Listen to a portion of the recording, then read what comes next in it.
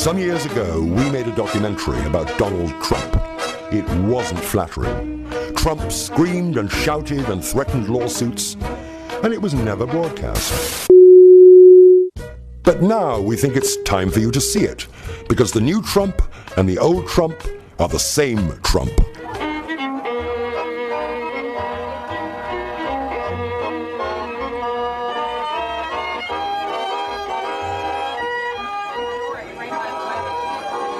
I never thought I'd be doing this, I have to tell you. So just everybody have a good time, enjoy yourselves, and for many years enjoy the Trump shuttle. It seems hard to believe, but that triumphant ride on the Trump shuttle was barely 3 years ago. It feels like so much longer. Nothing marked the end of the 1980s, the decade of greed, more than the downfall of Donald Trump. But who is this man who rose so high and fell so fast? Very good. Give it to that guy over there. He presents himself marvelously. But the Donald Trump that I saw in real life was very different. I believe that Donald Trump would be a very unhappy man if no one paid any attention to him. He skirts the law in the sense that he goes right up to the edge and sometimes over it. He talks a good game, but he lacks character. I mean, it's the American dream gone berserk, really, is what it is. But it wasn't only Trump's sometime friends and longtime critics who told us about his flaws. Trump himself unknowingly predicted his own fate. I think one of the most important aspects of the book is I try to find people that don't have it, because most people don't have it, and that's the sad part, and they want to have it, and they go out and they lose their money, they lose their families, they lose everything. And it's a sad situation. But you see it a lot with these hucksters that are on television selling deal books and selling, records, and they never made 10 cents in their lives, but now they become wealthy selling the records, although most of them, if you've read, have gone bankrupt over the last year. So I guess they didn't sell as many records as they thought. But, they sell, and these people put up their $500, and worse than that, then they go out and they borrow money against some leveraged house and this and that. Things that can't work, and I feel very sad for those people. Donald Trump hasn't had time to feel sorry for anyone in the last year. He's been too busy trying to save himself. It's so different now from his heyday, when he only had to want something to get it.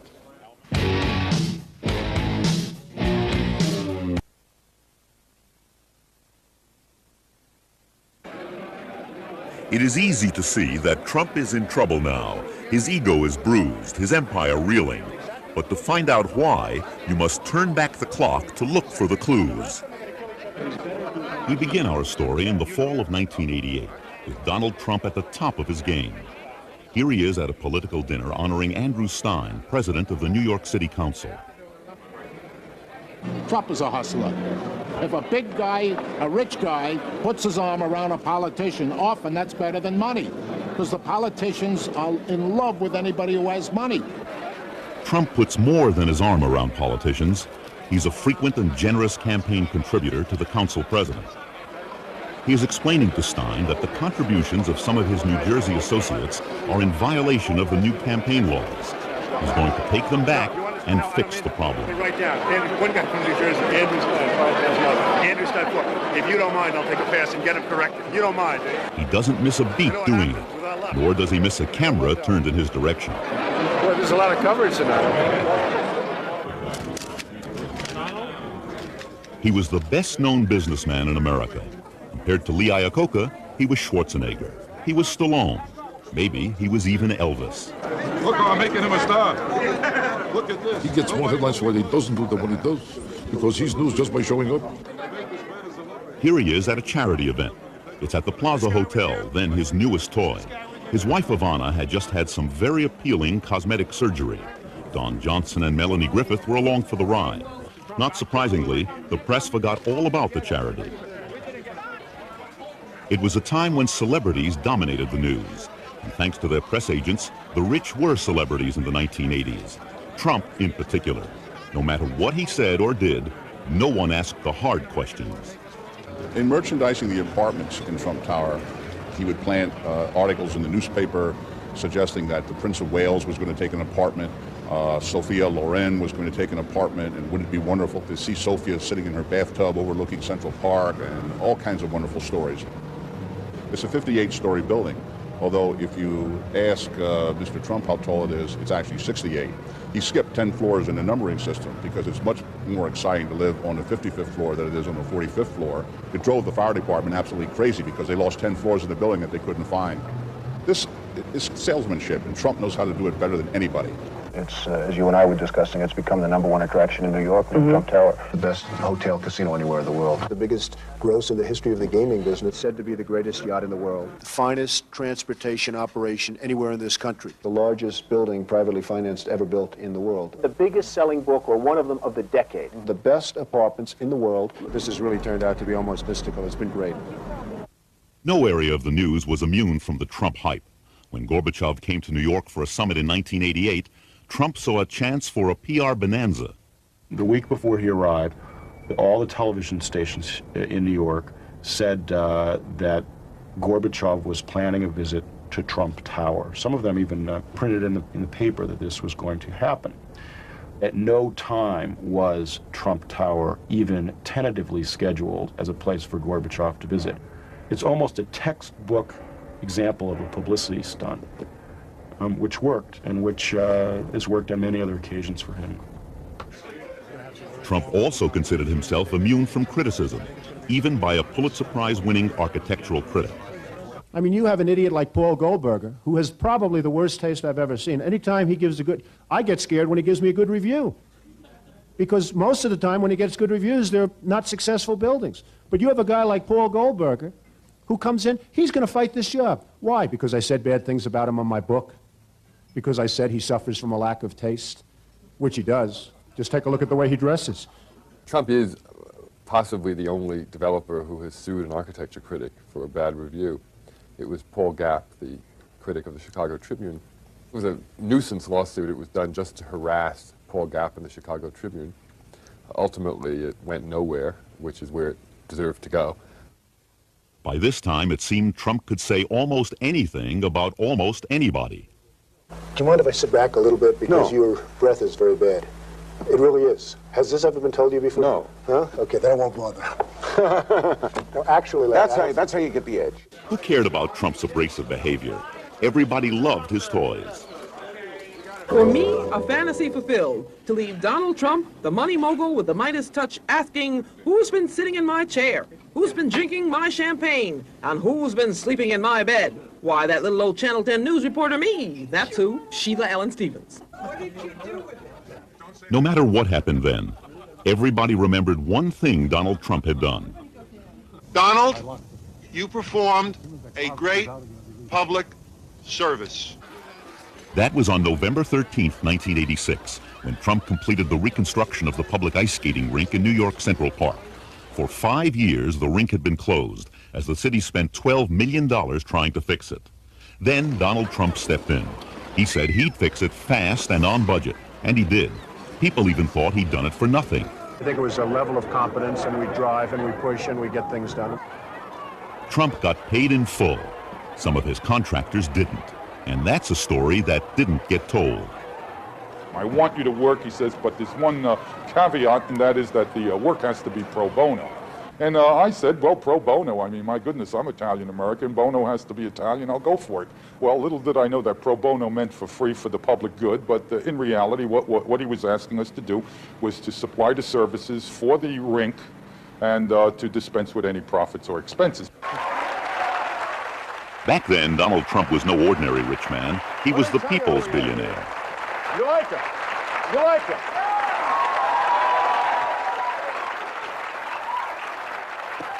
I'm telling you. Why didn't your daughter bring him home? Across the street from the skating rink was the St. Moritz Hotel. Trump bought it a year earlier. He called it a brilliant deal. No one bothered to look below the surface. He said he paid $31 million. The real price was $70 million. In 1988, he sold the hotel to Alan Bond, the Australian Donald Trump. Bond paid a whopping $180 million. That, said Trump, gave him a $100 million profit. Conveniently, he forgot to subtract his costs. So, conveniently, did the press. When Trump bought stock, the financial press listened, and the financial press wrote, and people read, and people bought. And Trump sold, and Trump made money. Then came the crash of 1987, and Trump boasted, "I got out whole, I didn't lose a dime." And the financial press wrote, but like everyone else, Trump lost. Resorts, Alexander's, MCA, he owned them all, and there were others. Even when Trump flaunted his marital infidelity, editors covered his tracks for him. A professional photographer took these pictures of Trump, his wife Ivana, and his close and personal friend Marla Maples in Aspen over Christmas 1989. He tried to sell them, but for 6 weeks he couldn't find a buyer. During the 80s, the cult of the rich and of great wealth and of great ostentatiousness was very much in. He met a need for the press. The press needed a poster boy for the 80s, an emblem, a shorthand way of telling people what was happening in the culture. But as the new decade began, the poster boy of the 80s woke up to find himself on the media's 10 most wanted list. Although no one had raced to be first with the story of the Trump divorce, there was an Olympic-sized competition not to be last. The devastating thing about the Marla flap is that it opened Trump to ridicule for the first time. And that is very deflating. And it's not only deflating, but it turns the publicity machine around. All the lovable quirks on the way up look very foolish, if not stupid, on the way down. And it's going to be it's very hard for him to come back from this kind of ridicule. Overnight, it seems, America turned from a fascination with what Trump has to what he could lose. Do you wish we'd all go away? Absolutely. In the old days, that is just a few months earlier, Trump had the power to dismiss the press, to make reporters accept his claims as facts. Now the press wouldn't go away, and though the stories were about numbers, it was easy to see the numbers were working against him. Look at this chart, which is based on a report from the New Jersey Casino Control Commission. By the middle of 1990, only 3 of Trump's 22 assets were profitable. Trump wasn't rich. His net worth was minus $294 million at the present market value. He owed one bank alone $993 million, only slightly less than the bank had loaned to the entire country of Venezuela. There's nothing the press loves more than bringing down the person it built up yesterday. Once he had been on the cover of Time. When his new book came out, it was reviewed on the back page. And the review was scathing. Inside every fat ego, it starts, there must be a thin, self-revealing book struggling to get out. The review didn't spare his wife either. Was Ivana's plastic surgeon under the impression that she was entering the witness protection program, it asked? But the press alone couldn't slay the media monster it had created. For a moment, the book shot to the top of the bestseller list, before disappearing like Judge Crater.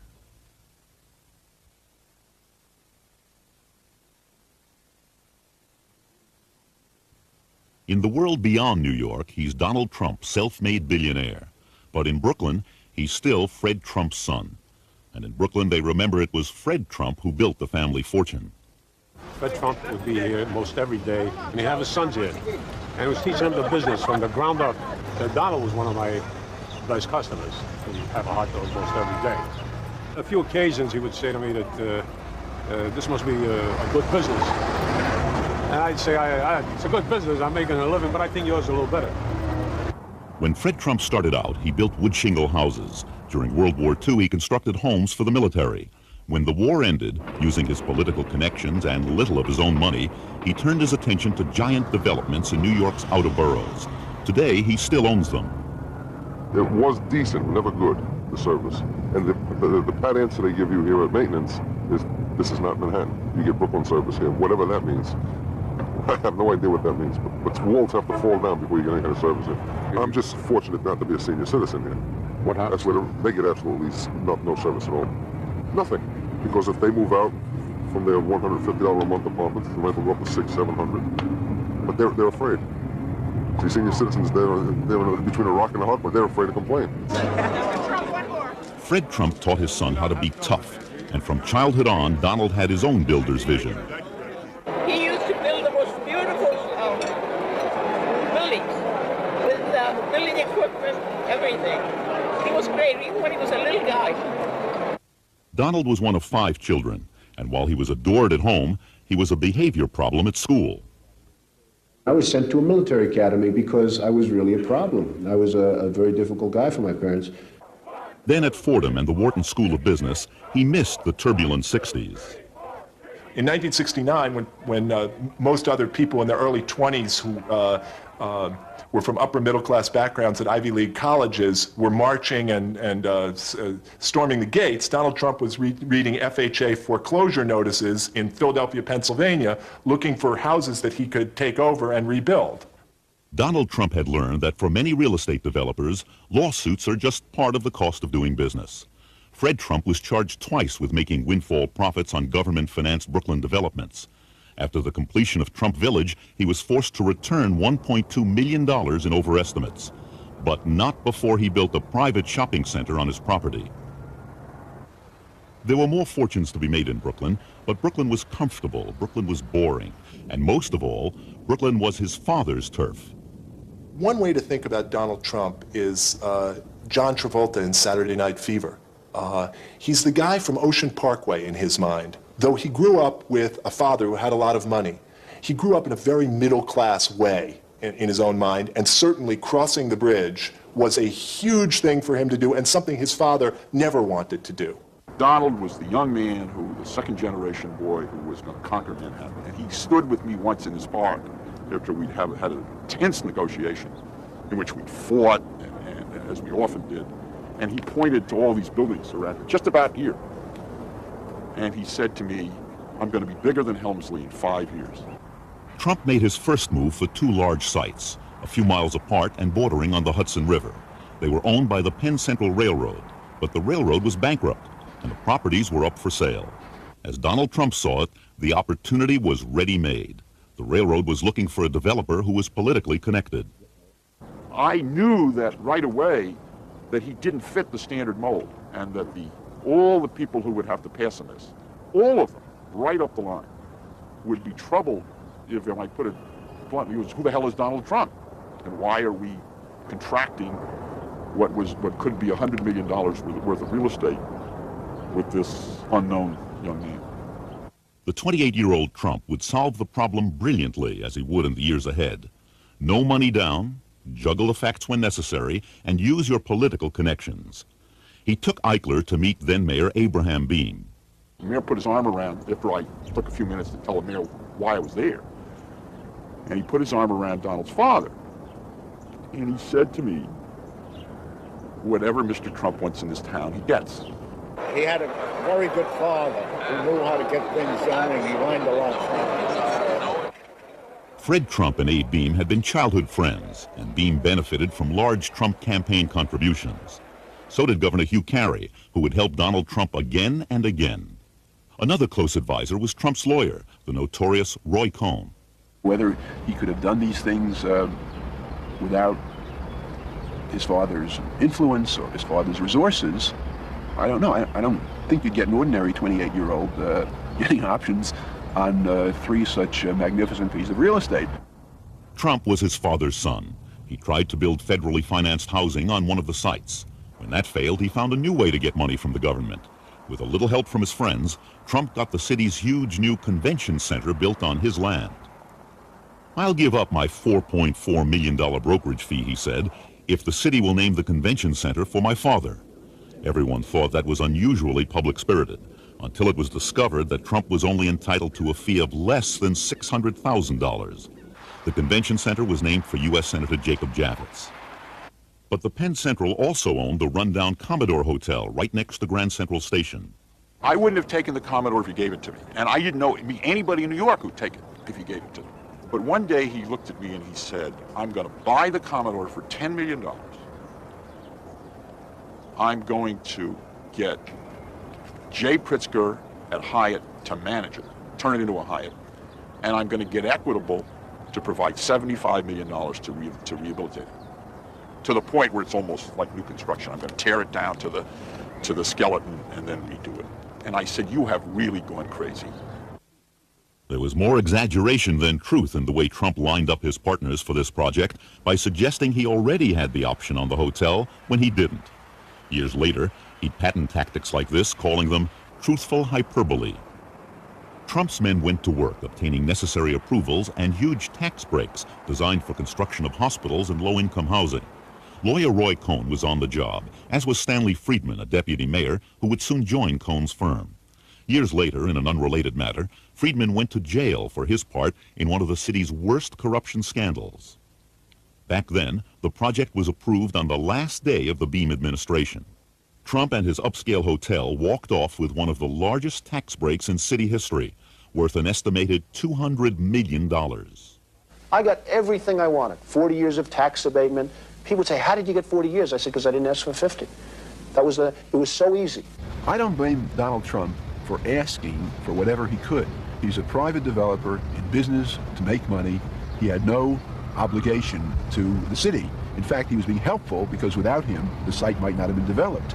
It's up to the city, to the Board of Estimate, to the mayor to stand fast and to negotiate a deal which not only allowed the property to be developed, but was in the best financial interest of the taxpayers for that time and for the future. That the city failed to do. Trump was no longer a kid from Brooklyn. He was an established developer and something else. He was the king of tax abatements. In the 1980s, other developers would follow his lead until building luxury housing with tax abatements became almost as popular as junk bonds and yellow ties.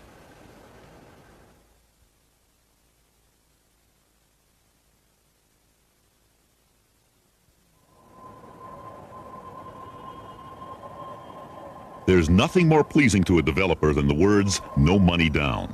At the Commodore Hotel, Trump saw firsthand the incredible lightness of leverage, so he tried it again. No rundown neighborhood to build up this time, though. It was literally a Tiffany location, adjacent to the famed store on Fifth Avenue in the heart of Manhattan.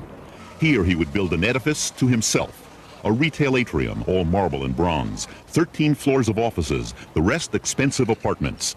Trump Tower. Donald called me up one day in my office at about 11:45, said, meet me at Bonwit Teller in 15 minutes. Naturally, I dropped everything I was doing and came right over here. The first thing Donald said, isn't this the greatest location in the world? We're going to build the most exciting building in the world here.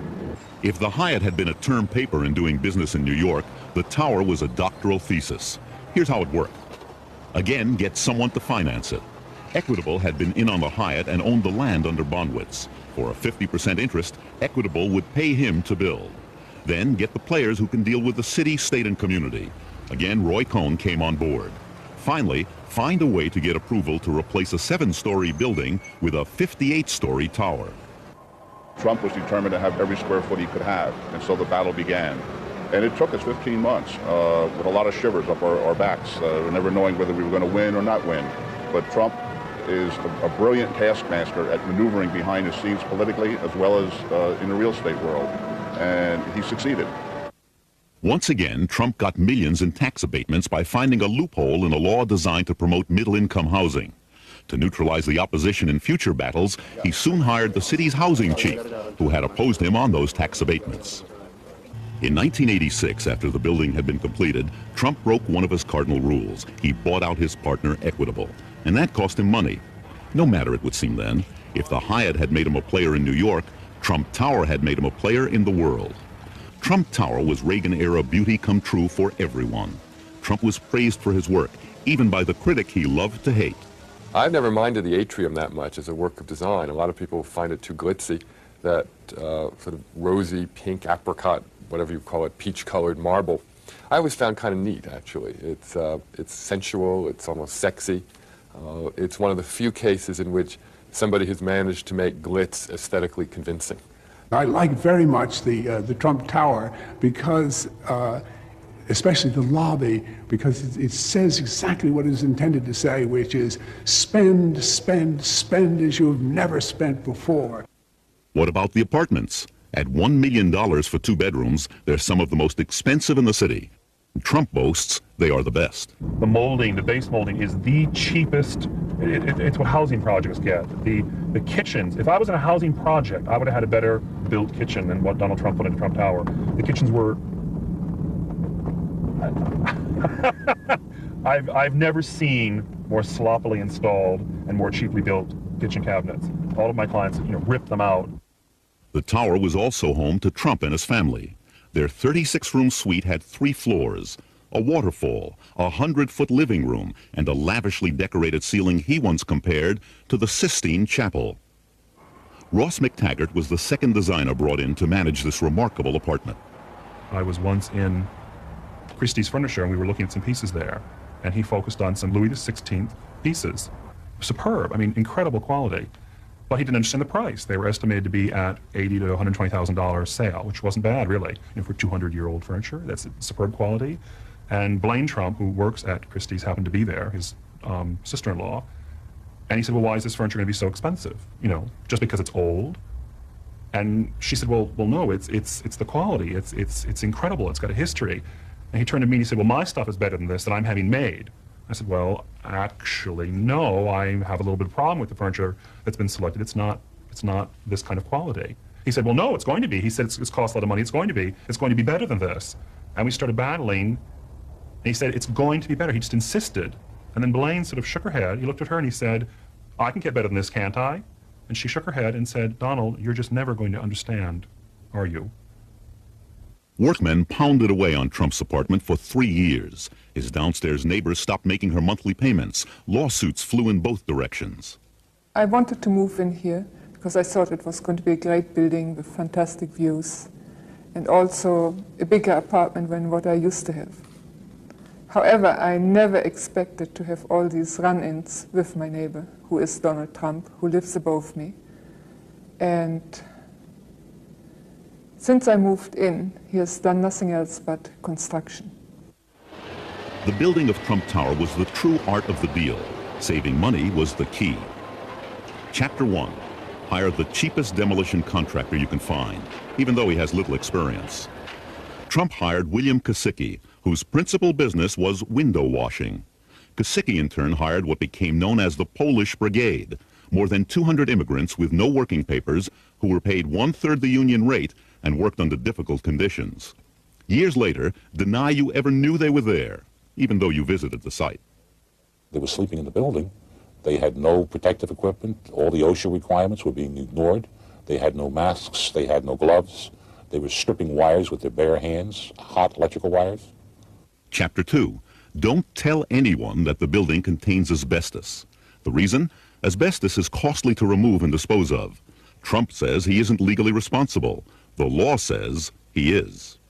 With the danger that was involved in working there, because all the wires, a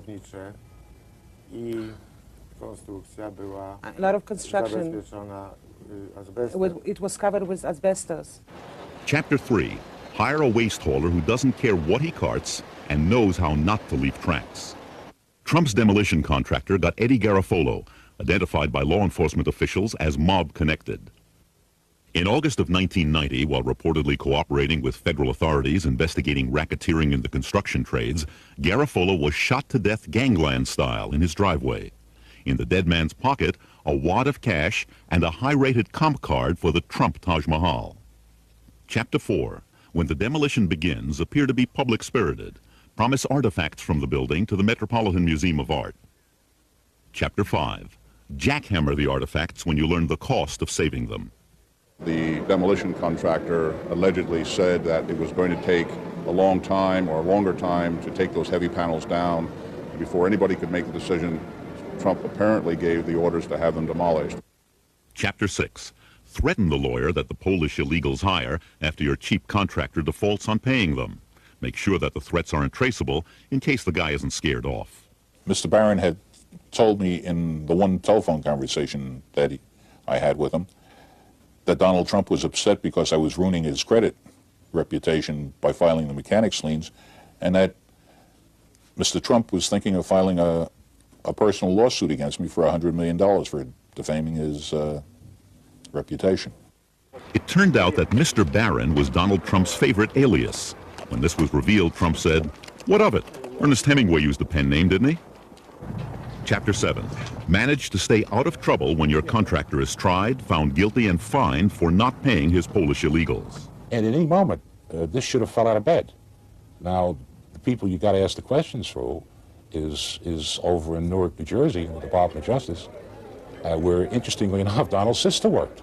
She was the number 3 person in the office. The assistant U.S. attorney said, don't mention the name Trump inside here. If you want to talk about Trump, just say, let's go outside and take a walk. At the time, Trump's sister was an assistant in the U.S. Attorney's Office in Newark. Today, she's a federal judge. Chapter 8. Have Daniel Sullivan make peace between the union and non-union workers on the tower. In late July, July 27th, Donald called me and asked me to please come to New York because he had a major problem. The employees he represented on the demolition of the Bonwood Teller building were going to hang one of his vice presidents, Tom McCary, off the building. Prevent the hanging, but a decade later face legal charges that you defrauded the union pension and welfare fund. What do you think you got to beat this right now? Chapter 9. To build the largest concrete structure in New York City, turn again to Roy Cohn. Cohn is also the lawyer for the New York crime boss who controls the concrete business. Payoffs from contractors are dropped off at Cohn's office, so he may get paid twice for his services here. But then, you get who you pay for. Conclusion. In every respect, the building was pure Trump. Behind every facade, another facade. When you're going to spend the kind of money that we've spent on a building, where we spend for the finest marble, for the finest bronze, for the finest everything else, you have to be careful, to be perfectly honest, because it really does add to your risk. And we decided to go absolutely first class all the way, and it's something we're very happy that we did. He calls it Trump Tower. It's money power that'll get you up where you want to be.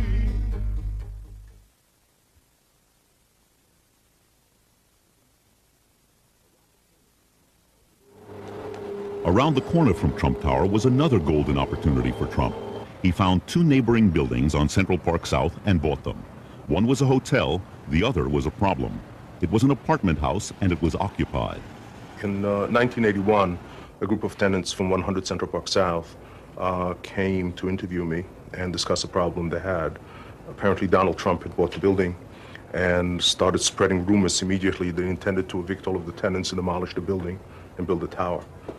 This man walks in, makes a blanket statement, "You're all evicted, I'm Donald Trump, get out of our building." He hired one of the worst companies in New York, who was specialists in basically emptying buildings.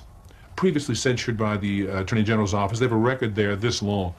And that firm went to work on us, and we were told by the superintendent that they were going to begin looking into our sex lives, our drinking, is anyone a homosexual or a lesbian, and what are all these, where are the weak spots of the tenants? And they were going to find them.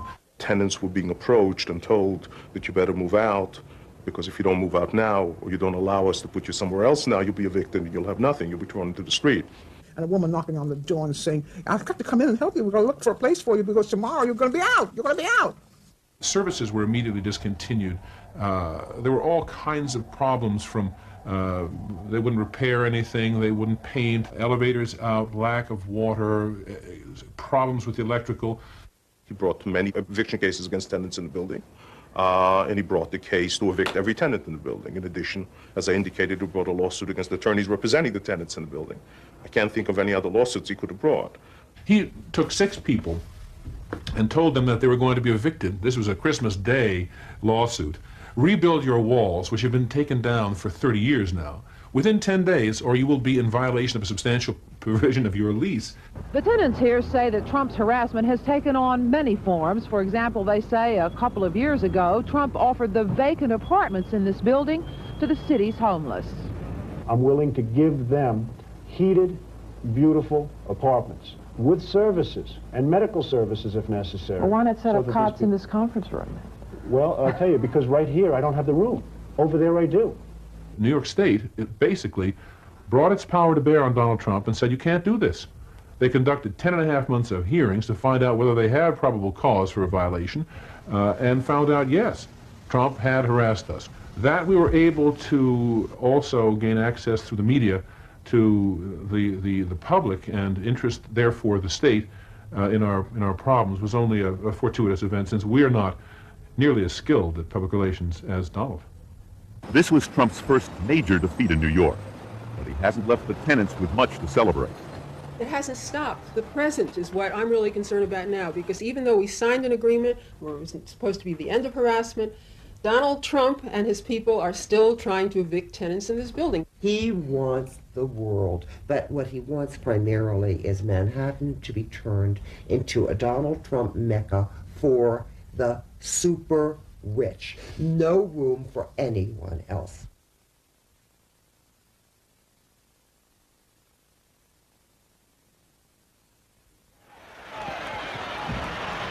If Donald Trump had tried to capture the money crowd with Trump Tower, nothing made him more of a people's billionaire than his entrance into the world of professional sports.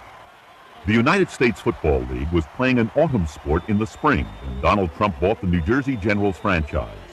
It was a team with no players anyone would call the best or the greatest. Trump quickly set about changing all that, obtaining Doug Flutie and other stars and promoting them and himself. Quite frankly, he loved it because the United States Football League in general and the Generals team in particular started Donald toward his celebrity status. What he really wanted was a National Football League franchise, and he quickly provoked a confrontation by pushing the other USFL owners into going head-to-head with the NFL. Playing in the fall meant big money and fame. His withdrawal would have killed the league, and Donald was aware of that, and Donald used that magnificently well. Donald never came right out and said, if you guys don't go to the fall, I'm going to take my football and go home. But it was implied enough so that you can put 2 and 2 together and get 4. Donald was hell-bent to get into the NFL, either via an accommodation or a merger or a court case, which, in my opinion, he hoped would lead to a merger. It would take a lawsuit, and lawsuits were one of Donald Trump's favorite sports. He pressured the other owners into joining him. The results were disastrous. I believe that Donald felt that he could single-handedly win the trial. If you talk to Donald today, I'm sure he'll tell you that that was not a defeat. But the key is whether the USFL won, and that's won in quotes, won the trial or not. The fact is that the USFL is not playing today.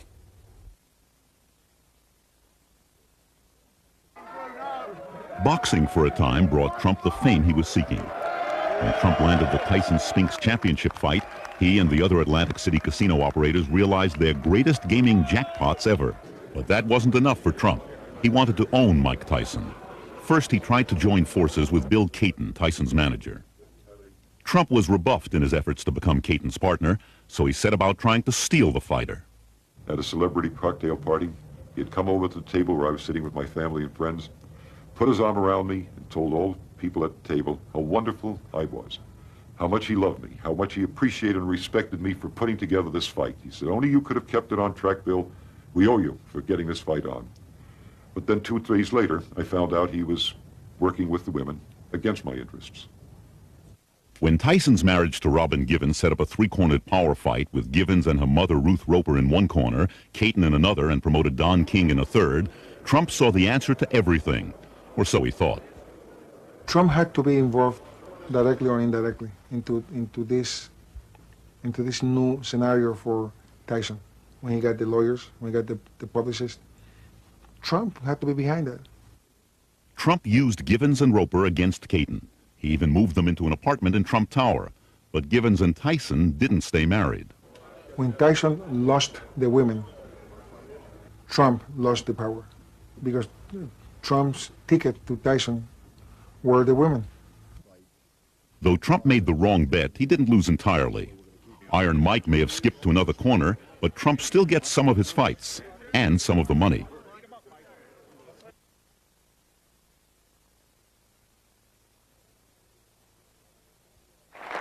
So that's the only reason I'm here tonight. That's not fair, so to Ivana, I'll give you a special thanks and congratulations because this is really good night, everyone. Congratulations. Good luck, everybody. Thank you very much.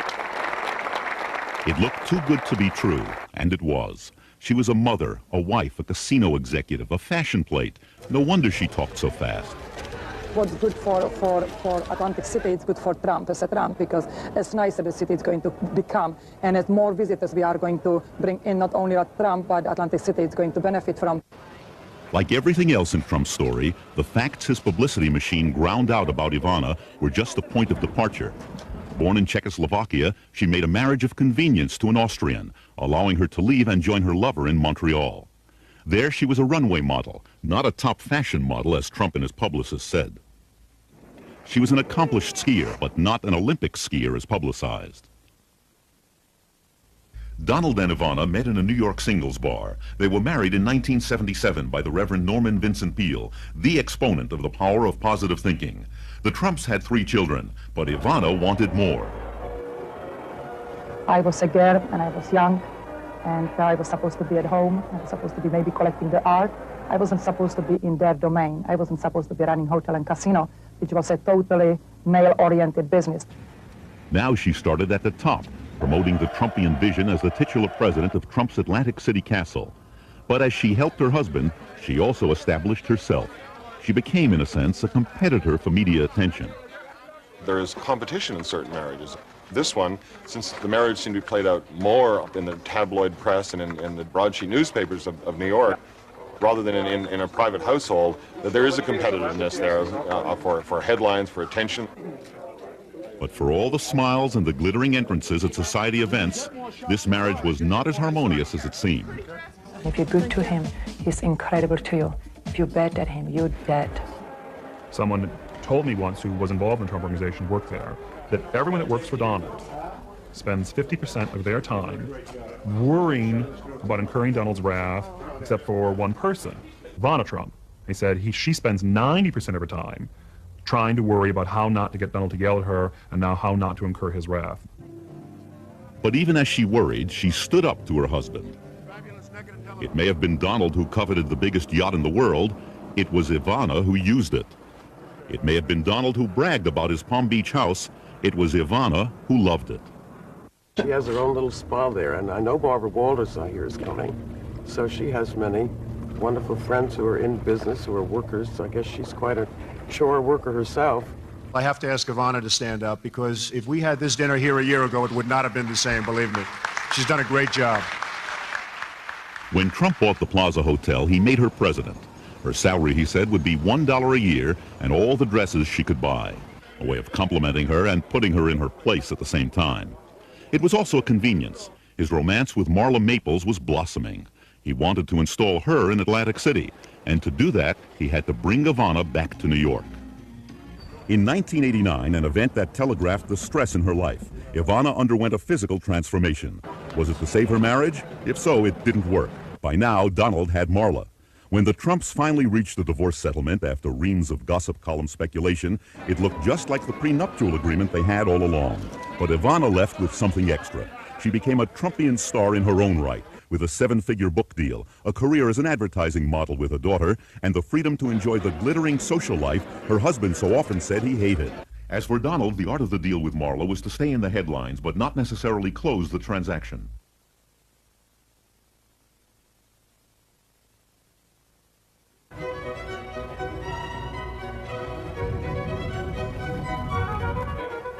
There's old money, there's new money, and there's Trump money. The kind of money that buys the biggest, most famous house in town, Mar-a-Lago. Other people wanted to buy Mar-a-Lago, many other people, but they had different ideas. They wanted to condo it, they wanted to make it into a hotel, they wanted to do all of, in my opinion, the wrong things with Mar-a-Lago. This is a treasure. This is a U.S. treasure, and it had to be preserved. Trump's original idea wasn't that high-minded. He wanted to subdivide the property and create 14 luxury homes. The city turned him down. And that was just the beginning of Trump's quarrels with Palm Beach.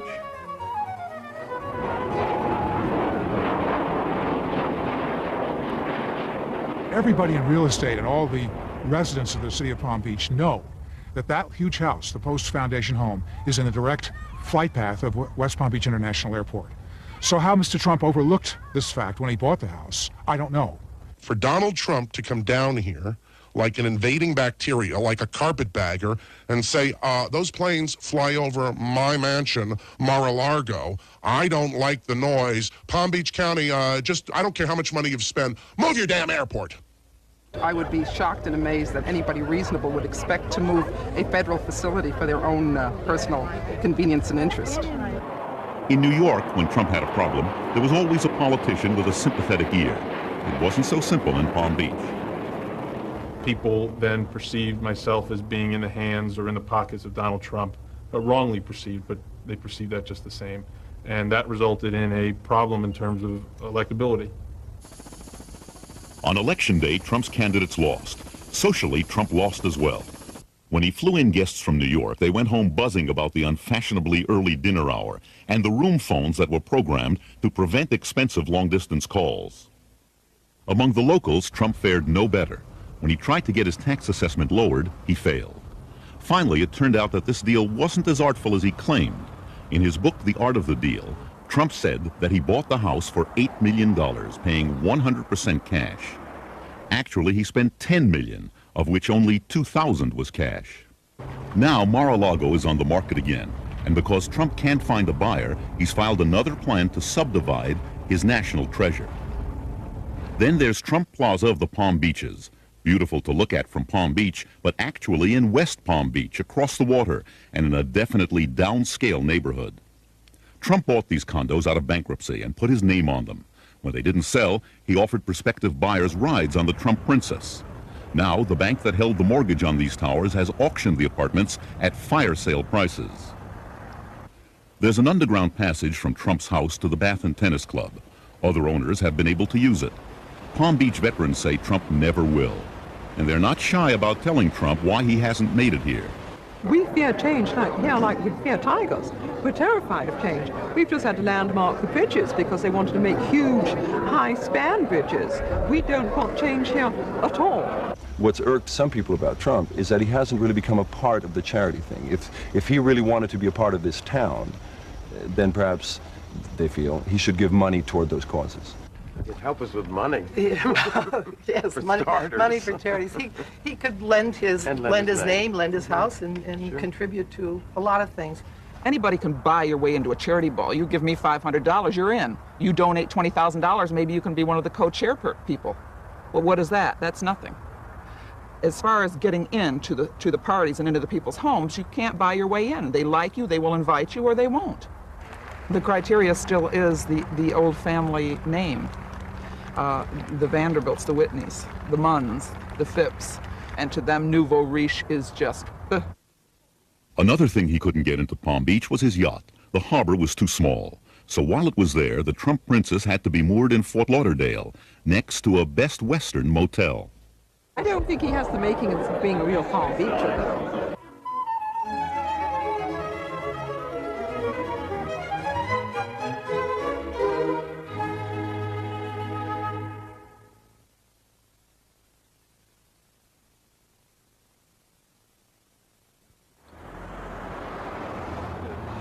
Once the public caught on to Trump's games, Trump bashing became a popular sport. But right up to the moment his infidelities were revealed, he could do no wrong. He's very sexy, very handsome, very powerful. He cares about America, he cares about New York City, and he's doing something trying to help New York City. Some thought he should run for president. Trump considered it. Supposedly our allies, and I say supposedly. Would you really like to take over and run the country as you have run your organization? I would much prefer that somebody else do it. I just don't know if somebody else is there. I don't know if we have the kind of advocate that you need. We need major surgery. This country needs major surgery. Are you the surgeon? I think I do a fantastic job. He doesn't give a good rat's hoot about poor people who might be living on sidewalks outside his building. He talks a good game, but he lacks character. Those who have worked closely with Trump have seen a more personal side of this most public man. He has a loner quality. There's no question about it.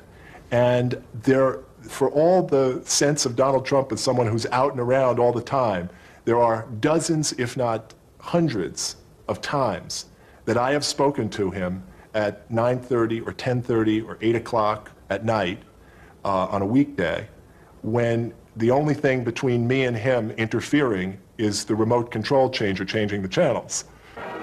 He presents himself marvelously, but the Donald Trump that I saw in real life was very different than the Donald that I saw on TV or on some sort of video or a talk show or something. And that fascinated me, and that's when I realized how much a performance it was. He can be extremely articulate and very well-mannered, and he has this marvelous sort of boyishness that projects, I think, rather successfully on camera. In person, you see a hostility and an anger. I've known him to say after a meeting where he'll freak out and scream at people that he'll walk out and say, some performance, wasn't it? But a lot of times it's not a performance, and he'll claim it is. because then it maintains his image that he's always in control. He's often out of control.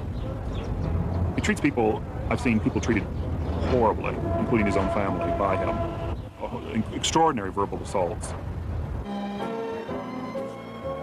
He doesn't define himself from within. He doesn't define himself through relationships or through some spiritual interests and concerns.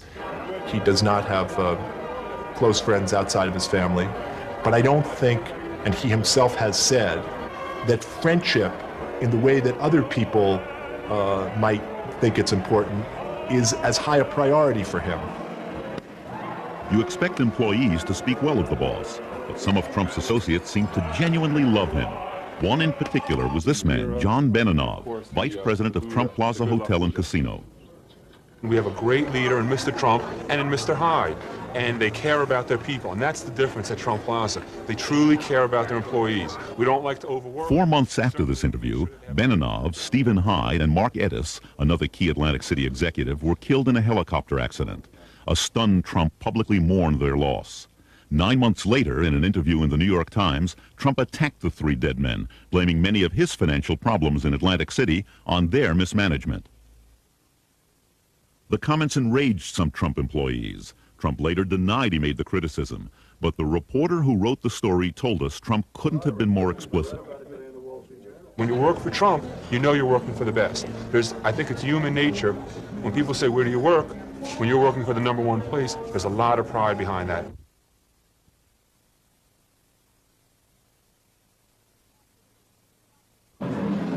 He's a crap game operator. Why do you say that? Well, most of his money comes from crap games in Jersey. I mean, if that takes a genius to get money out of a crap game, come on, there's been geniuses in this city for 100 years. That's what gambling is all about. You win some and lose some, but it's really a trap. They were giving you $1,000 bills, and that's how you ran to the casinos. You wanted the perking up of your heart and the feeling of a different kind of life. I must sound like a baby up here. I haven't smoked, I haven't drank, and I don't take drugs, okay? Well, I have other problems, but I can't tell you about them. Trump has an addiction all his own, cash flow. And to satisfy his craving for cash, he went where the money was, to Atlantic City. Atlantic City liked the fact that Trump seemed to have a clean image with no prior ties to the gambling industry. Donald's problem is a simpler one. He wanted to become a super citizen. He wanted to be the beneficiary of a privilege granted by the state of New Jersey, namely a gaming license. And therefore you have to, it's like going to confession, you have to prove that you are an absolute first-class citizen. That was a little hard to do considering his connection to Daniel Sullivan. To the Teamsters Union, Sullivan was a reformer. To the law, he was a man with a criminal record. To Donald Trump, though, he was an asset on his construction jobs. And he was also co-owner of the land on which Trump wanted to build his first casino. One of Sullivan's partners on that land had links to Nicky Scarfo, the crime boss of Atlantic City, currently in jail. Sullivan and his partners had bought the land just 1 week before they sold it to Trump. Trump owned the land, but he said he wouldn't build until he had a casino license. The Casino Control Commission granted it to him in record time. He had almost everything. He did not have the financing for the Trump Plaza, and at that time, he was in the process of building the Trump Tower in New York, and he was under construction with the Hyatt New York. Trump soon found a partner with deep pockets. This time it was Harrah's. For half ownership, Harrah's put up $50 million, and for that, Trump had to take second billing. He'd soon buy Harrah's out and rename the casino Trump Plaza. Just like going to confession, casino applications must be renewed every few years, so casino owners must stay clear of associations like Daniel Sullivan. That leads to questions about Trump's relationship with this man, Joseph Wexelbaum. To Donald Trump, he provided helicopter service to Atlantic City. To drug enforcement officials, he was a sometime middleman between Colombian cocaine suppliers and American drug dealers. In 1985, he was indicted on drug and tax conspiracy charges and eventually served 18 months in jail. Trump proved to be a loyal friend. After Wexelbaum had been indicted, Trump rented him one of his New York City apartments on a part cash, part barter basis. When Wexelbaum got out of jail, he moved into a Trump Tower apartment owned by his girlfriend. Others wouldn't have Trump's luck with the Casino Control Commission when it came to investigating their ties with undesirables. That's why Baron Hilton struck out. The Division of Gaming Enforcement then recommended licensing, but the Casino Control Commission said no, accusing key executives and one of Hilton's lawyers of being too close to organized crime. The license was denied. Trump purchased the hotel and opened it as Trump's Castle. Now this is a castle. Everything's just bigger, much bigger, and frankly more expensive. But it's something that, when it's done, if done right, is a wonderful investment. Trump only saw the cash coming in. Early on, a casino analyst named Marvin Rothman saw it pouring out. While cash flow numbers sound very impressive, it's very important to be able to cover your debt service, because cash flow doesn't mean anything if you can't cover debt. Covering debt wasn't on Trump's mind. Having it all was. So Trump's debt grew larger as he relied on the magic of junk bonds instead of partners to finance his habit. But this was the mid-1980s. Trump was on top. Every hand was full of aces, and he kept going. Trump began playing a new game, weaken your competition. First came Harrah's, his former partner. He bought its stock, and the company spent $30 million buying him out. With the profits, he went after Bally's. There was litigation on both sides, and in the end, Bally's succumbed to his apparent greenmail and paid him off. He skirts the law in the sense that he goes right up to the edge and sometimes over it. He uses his enormous economic clout. Instead of using his Bally profits to pay down debt, Trump went after the biggest prize in town, the unfinished Taj Mahal, owned by Resorts International. He began buying resort stock. The rest of the deal was pure Trump. Within a matter of months, he had convinced Resorts Board of Directors to permit him to put into effect a management contract, which was worth something like $60 million to him. Nothing like this has ever happened before, and in essence, they were paying him to supervise his own investment in his own company. Everybody was just aghast because there would be nothing, nothing left for the shareholders. In return for the management contract, Trump was supposed to finance the completion of the Taj Mahal. He never had any intention of doing that until he owned the company outright. The contract bled the company dry. Stock prices fell, but they weren't low enough yet for Trump, so he tried something else. Resorts hired bankruptcy counsel, and Mr. Trump walked them through the unfinished building. Within hours, all of Atlantic City, and indeed the entire financial community, knew that Resorts had consulted bankruptcy counsel, and the rumors were rampant that Resorts was going into bankruptcy. There's no doubt that this had a very intimidating effect on the Casino Control Commission. Today, Donald Trump sat in the audience as state officials considered his request to gobble up even more. Trump's next frontier, the biggest of them all, the resort's Taj Mahal, still under construction. You ask yourself, why did the Casino Control Commission approve it? I think they were literally bowled over by Donald Trump and by the utter fear that they had that he would walk away from Atlantic City, that he would let this hotel under construction remain unfinished, that it would be another blight on the Atlantic City landscape to have New Jersey's tallest building sitting there as a skeleton for everybody to see. Everyone was happy about the deal except the shareholders. Before Trump's deal could be completed, out of the West came what looked like a white knight.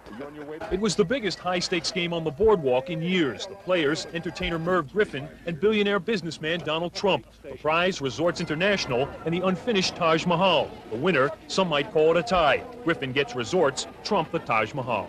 Love that perception. I won. He is still, a year later standing in New York going, I won. He wants to make sure everybody in America knows he won. And so I look at him and say, Donald, you won. Now do you feel better? Now eat. He had called me after he had negotiated to sell the property to Merv Griffin.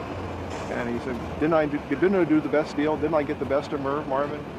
And I said, Donald, I think it was great that you sold the property, but I think you made a mistake. I think buying the Taj Mahal is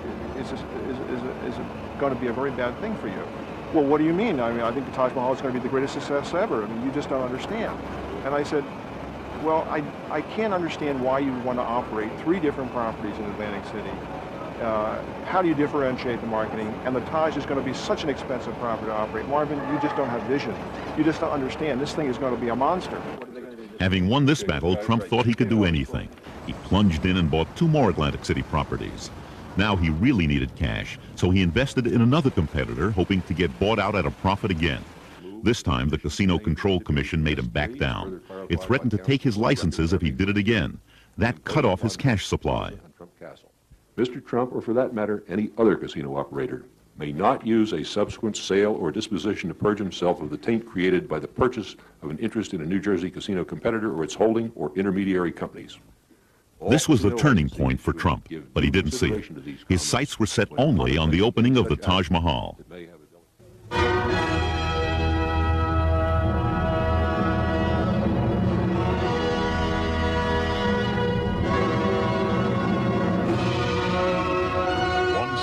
Beyond your wildest imagination. A billion-dollar dream come true.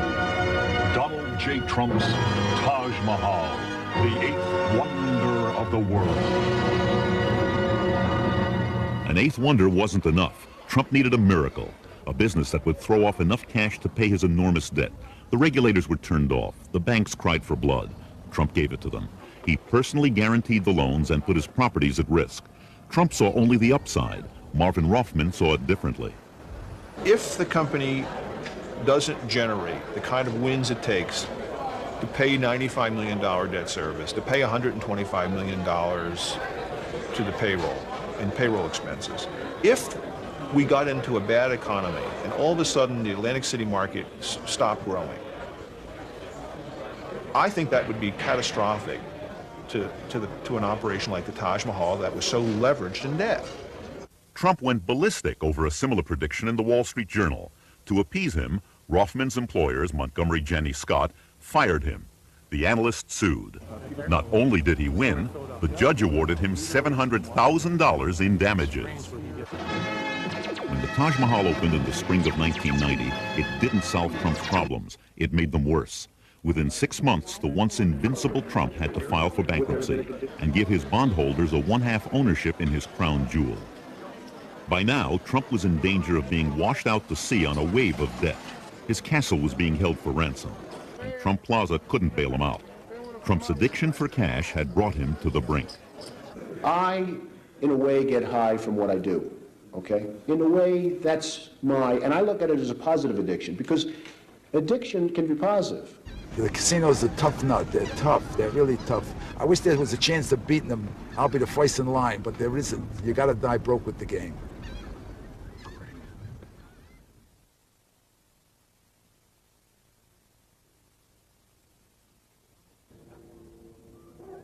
Donald Trump's failures in Atlantic City might not have been so damaging to him if another of his grand designs hadn't failed on his home turf in New York. This abandoned railroad yard on Manhattan's west side was Donald Trump's field of dreams, the largest undeveloped site of land in Manhattan with magnificent views of the Hudson River. Trump bought it for $93 million, and he planned to put up the world's tallest building there. You can build two 75-story towers for less cost than you can build a single 150-story tower. So the only reason you would want to build a 150-story tower is for status. Economically, it's insane. You know, one of the reasons that I'm trying to get approval to build the world's tallest building? It's the only lure I can see to get a major company to come to New York. Trump thought he could get NBC to leave Rockefeller Center and relocate in his project. They didn't. He also saw Trump City as a gift to the West Side, but the people of that neighborhood rose up against him. Run out into the parking lot laughing. Actors, writers, political activists. In no time at all, they were fighting Trump. He's moving ahead full steam with the project, trying to win approval for the plan. As a matter of fact, he's filed what's called an environmental impact statement. I can show you to the ceiling. Is this correct? To the ceiling in EIS. It goes to the ceiling. This is a 4-volume, 2,000-page technical document which is supposed to project the impact of the plan. Well, you can claim all sorts of things if no one bothers to question you. I don't know who the hell's going to read it. I don't know how it's even possible to read. Westbride has a team of professionals, top experts in environmental engineering, law, urban design, and economics, who are going through this whole thing with a fine-tooth comb. I think New York is But Trump kept promoting his dream. New York is our biggest city, and I think New York should have the world's tallest building. In all due respect, Here in New York, we have always believed the biggest is best. In the old days, there were a tiny handful of skyscrapers in New York, and they were thrilling to us, especially when we could see them from a distance, and they symbolized the greatness of New York City. But when you pile one skyscraper next to another so the squirrels could leap from one top to the next, pretty soon you're living in the bottom of a well. Psychologically, you feel uneasy. You're in shadow. Something is wrong. You're trapped inside something which is way beyond the human scale, and none of the things that we need, like light and air and the sun on our skins, is any longer present to us. Certainly he wants to build the tallest building in the world somewhere. I mean, he has a real edifice complex. I mean, he's got a problem. He's got to have the biggest. It's like the kid who has to have the biggest and best toy. It's the American dream gone berserk, really, is what it is. And you're allowed to dream as big as you want. But if your dreams step on the lives of ordinary people and ruin the quality of their life and their neighborhood, you have to be stopped. For now, Donald Trump's field of dreams lies empty, and it has become another debtor's field for him. In interest and taxes, it costs him $60,000 a day, $1.8 million a month, $21 million a year. It took years, but those numbers finally began to impress even Trump. And to the surprise of many, the dictatorial developer turned into a conciliatory collaborator. And all those people he used to fight with, suddenly they were his best friends. The tallest building in the world, suddenly it was any building his opponents in the city would let him put up. But like almost everything else in Trump's life, this project's future remains uncertain.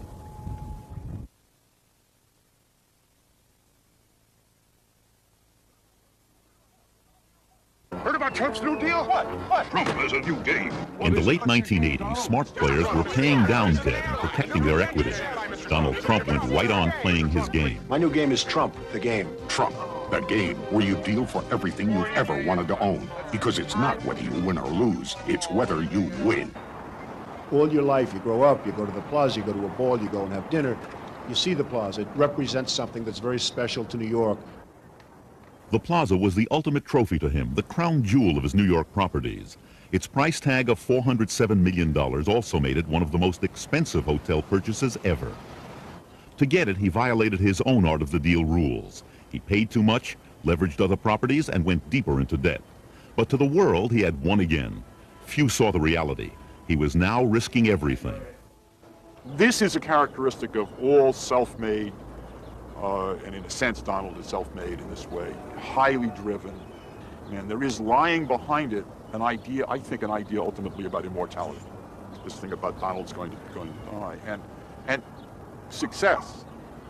There's the gambler's analogy. You got to keep rolling the dice, and you got to keep rolling bigger. Back in 1989, most people thought Trump was one of the richest men in the world. When we started asking questions about his wealth, Trump gave us this letter from his accounting firm. It said he had $700 million in cash. The letter made it look as if Trump could write a check for that amount on the spot. He forgot to mention that most of the money was tied up in credit lines from his banks. His next gamble was the Eastern Shuttle, with New York a hub for flights to Boston and Washington. Getting the shuttle. All of my life I've flown on the Eastern Shuttle. And to think of owning the Eastern Shuttle was beyond me. I was just beyond imagination. That it was. In a year, the shuttle in the plaza had cost him $750 million, mostly borrowed. And Trump wasn't finished buying. Desperate for cash, he next made a bid for American Airlines. At the very least, he hoped they'd buy him off. He was easily rebuffed. He lost more than money. His aura of invincibility was shattered. For generations, men in trouble have fled to California, and that's where Trump looked next. It would be a fresh start in every way, a new base of operations with a new blonde. He set his sights on the old Ambassador Hotel. The city had been planning to build a high school there. Trump thought that was silly. What the area really needed was the same thing he said New York needed the year before, the world's tallest building. L.A. proved too much for the man. I'm not telling tales out of school, but the man is almost bankrupt trying to acquire all kinds of things, and I don't know why he's bothering us in Los Angeles. Tell him to settle his problems in New York, stay there, and let us get on with the show. The breakup of his marriage put him on the front page, but he could no longer control the stories. Ivana asked for half of his assets, and the press now asked, half of what? Forbes magazine took him out of the billionaire class. Everyone now knew what his architect had told us a year earlier. Sometimes I think that when you hear a figure quoted by Donald, if you divide by 2 and then divide by 4, you're probably closer to the real answer. Trump had built his empire on other people's money. Now he couldn't pay it back, and that empire was on the verge of bankruptcy. The banks who had relied on Trump's math were in trouble too. Suddenly, everything was for sale. Things got so bad, Trump tried to slip his private plane out of its hangar without paying the storage fee. The state police were called. Clearly, order had to be restored. And for now, some semblance of it has been. Even Donald's father has helped out. A $3 million purchase of chips in one of his son's casinos went toward paying interest to bondholders, pacifying some of them at least for a time. Today, there are no new Trump extravaganzas. What sustains him?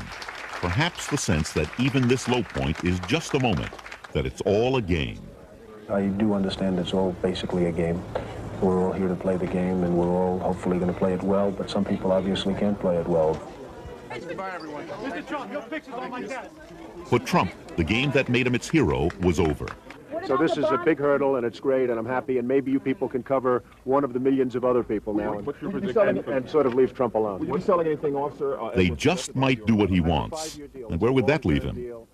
The only end to this road is sort of ultimate madness, and living alone in an apartment complex in Panama and growing your fingernails long and throwing your urine in mason jars. He just, there's no other way. I mean, that or taking over the world, one or the other. It's either the most public life in the world or the most private at the end of this. There's no in between. You're not going to catch him out, with a Toro on a Sunday afternoon cutting the lawn somewhere. It's going to be one extreme or another, either the greatest Bond villain of all time or Howard Hughes. If you should forget that Trump's his name, you'll see it 553 times in the game. Now we know that Donald is one rich guy, so how come in every shot he wears the same shirt and tie? If your deals turn out lucky and you're smart as a fox, you could be like Donald and end up on a box. Big bucks will never seem the same when you play Trump the game.